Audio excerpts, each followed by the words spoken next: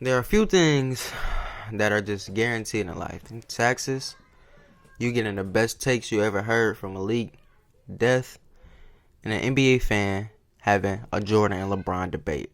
I don't think there's a single NBA fan who's never had a LeBron Jordan debate. I've had plenty with family members. I've had plenty with people over social media. I've had plenty in barbershops. Now, my opinion on it has changed throughout time. I went from left to right to left to middle. And the arguments I use going into one have changed a lot over time. Almost on like a seasonal basis, essentially. But with this, all the times I've argued it, all the times I've talked with somebody about it, I've heard a lot of arguments, a lot of good ones, and mostly bad ones. When you talk to both sides of the party, you do hear a lot of bad arguments, a lot of surface level stuff that can be cleared up with just a little bit of research, a little bit of watching games, etc. So today I'm gonna go through common misconceptions through the GOAT debate for LeBron and for Jordan.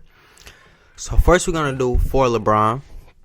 And the first one is that LeBron will not be able to play in the 80s or 90s due to the physicality.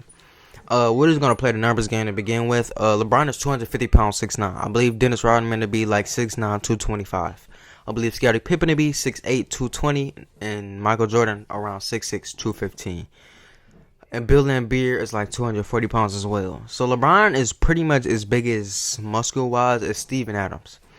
And for you to sit here and act like that any of those players are just gonna baby LeBron, are gonna be able to Jordan rule LeBron, is absolutely ridiculous. And if you think it's because he cannot handle physicality, I need to tell you something. He was not drafted in 2010. LeBron played 7 years in the 2000s. He actually won an MVP in one. And he actually played a very physical team in 2008. The name of that physical team is the Detroit Pistons. The same Detroit Pistons where in Game 5, he scored a whole 25 points. This was before LeBron was comfortable shooting the ball as well. So he was just taking it to the paint every single play. And you best believe it was not pretty for him every play. They definitely fouled him a lot. And he was getting back up, going to the free throw line, missing a lot of his free throws, and going back to driving. LeBron would be able to handle playing in the 80s and 90s easily. And we all know that LeBron has a super high IQ. So even if you want to argue that I could sit here and argue due to his IQ that he only flops because he know how trigger happy refs are. And if the refs somehow weren't as trigger happy back then, which they were, I mean, maybe not as trigger happy, but they called a lot of stuff. You weren't going to sit here and foul somebody and not get a call. I think LeBron will adapt to that because LeBron has amazing adaptability. The biggest argument, and I get most excited when we talk about this one, is 4 and 6, because I'm about to make everybody look stupid. So 4 and 6, I want you to tell me what series could LeBron have possibly won. 2007, where he had no other shot creator but himself. I understand that Ilya Gauskas and Mo Williams were all-stars because people will bring that up and say, oh yeah, all-star teammates. Yeah, that team was capable of being that Spurs team, but no, it's more than that. And first, Ilya Gauskas would not be an all-star without LeBron. Why couldn't he be an all-star any year but the years that he was playing with LeBron? But he no here nor there. He had no other player that could create their own shot. So the Spurs were able to sit there and quadruple, double, and triple team LeBron because knew they had no real other threat offensively. The next thing is 2014. So you're gonna sit here and say that, well, he had Chris Bosh and D Wade. He had that super team. Why couldn't he get it done? Well, let me say this. Game 5, Bosh and Wade combined for a whopping 24 points. Wade had 11, Bosh had 13. LeBron had 31 in that game. What about game 4? Where Bosh and Wade combined for 23 and LeBron had 28. And then what about game 3 when Bosh had 9? That his whole team played horrible. It does not matter how good the name sounds on paper. You can have Kobe Bryant, Kareem Abdul-Jabbar, and LeBron on the same team. And if Kareem and Kobe don't play good, it ain't LeBron's fault if he played good as well. I don't understand this concept of where you just show me a name. This happens a lot with Kevin Love, and I hate it. Where people be like, LeBron had Kevin Love, so he could have beat some teams. No, Kevin Love tends not to show up a lot in the playoffs. Much like Wade and Bosh decided they weren't going to show up for work in the playoffs. Next series, 2015, no Kyrie Irving, no Kevin Love, and he still took them boys to 6. What about 2018? I'm not getting into that. If you think that he should have won a 2018 NBA Finals, don't talk basketball anymore. 2017, his team was pretty much just not good enough defensively. They were 21st in the league in defense. It wasn't an offensive thing. They had Kyrie, Love, and LeBron, and they had shooters like JR, etc. But nobody really had bad games, to be honest, in Cleveland. Kyrie had one game with 19 points, and I think Kevin Love had a game under 10. But you're always gonna get a game or 2 or 3 out of Kevin Love where he has under 10. So that's the norm. That team just wasn't good defensively, and when you're going against Kevin Durant, Stephen Curry, Klay Thompson, you cannot be a bad defensive team. The team that came closest to beating them was the Rockets. Who was on that Rockets team? Chris Paul, Robert Covington, PJ Tucker, Eric Gordon. That was a great defensive team, and that's why they was able to become so close to beating the Golden State Warriors. The next argument I hear a lot is that LeBron is not clutch. And I really hate people that say this, to be honest. It's very irritating because it's not true. You do know it's not true. And I'm just gonna bring up a few little things or whatever, and I want you to see if these ring a bell for you. What about the time that he had the last 25 points in Game 5 versus the Detroit Pistons in the fourth quarter? That wasn't clutch for you.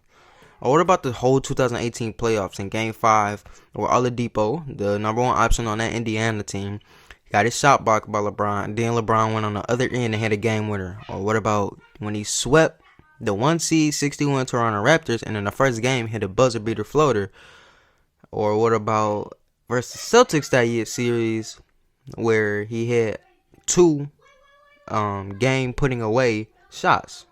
That wasn't clutch enough for you either. What about Game 1 where he put up 51 against the Warriors? That wasn't clutch enough either. Or even Game 6 in 2012 when he put off 45, 13, 15 rebounds and 5 assists on 71% from the field. That still wasn't clutch enough for you? Or can I offer you the block where he chased down Iguodala and nobody had scored for 5 straight minutes in the fourth quarter? That still wasn't clutch enough for you? Well, he wasn't clutch enough then. You are a true Mike Sexual. And you need to get on. You need to stop talking basketball because you're clearly biased. So, for this, that's the reasons. And now, without further ado, let's get into a few of the arguments that go for Michael Jordan and people on the LeBron side, or need to stop saying, that Michael Jordan cannot pass the ball. Now, the whole reason Phil Jackson was in Chicago is because they needed to take the ball out of Michael Jordan's hand. The triangle forces you to play without the ball and to make the right decision at all times. So it makes you have to have an extremely high IQ. So with this, the ball inevitably got out of Michael Jordan's hands. He had to give up the ball a lot more because Craig Elo, I believe that's his name, Craig Elo, had this mentality of get Jordan the ball and get the heck out of the way. Phil Jackson did not believe that, and that's why they won 6 championships. I would like to also bring up the 88 season where Jordan averaged 8 assists because he was asked to pass the ball more and play the point guard a nice majority of the time that year. So yeah, and then the next thing I hear a lot is 1-9, which is Jordan's record against teams in the playoffs without Scottie Pippen. And this is just another bad argument. Much like 4-6, what series did you expect him to win? Against the Bucks? Against the Celtics with all those Hall of Famers? It's not like he was underperforming or anything. Excuse me. It's not like he was underperforming or anything. He put up 60 in Game 2 and 40 in Game 1. And after that, after Larry Bird swept him, he had Larry Bird calling him the best player he had ever seen. After Larry Bird swept him. So it wasn't much that Jordan could possibly really realistically do. And most people know that, but they're just going to be ignorant instead of, 1-9. And then the last argument that I hear a lot on the Jordan side is that he didn't play with any competition. He didn't play against any competition. May I offer you these names? Charles Barkley, who won MVP the year that Jordan faced him. Gary Payton, Reggie Miller, and Gary Payton is the only guard to win a D-boy. I want to let you know that.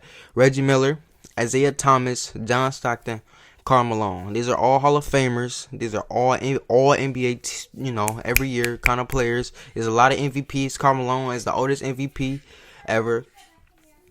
And yeah, Isaiah Thomas is a top 3 point guard of all time. Reggie Miller is a top 10 shooter, top 5 shooter, top 5 to 10 shooter of all time. And John Stockton is a top 5 passer of all time. So which one of these guys in the finals weren't enough count for Michael Jordan? That's what I thought. So that's pretty much going to wrap it up today's video. If you liked it, like it. If you like the content that you're seeing, I would really appreciate it if you subscribed. I'm going to catch y'all in the next time. Hey, bro, I wasn't playing. Like, subscribe now.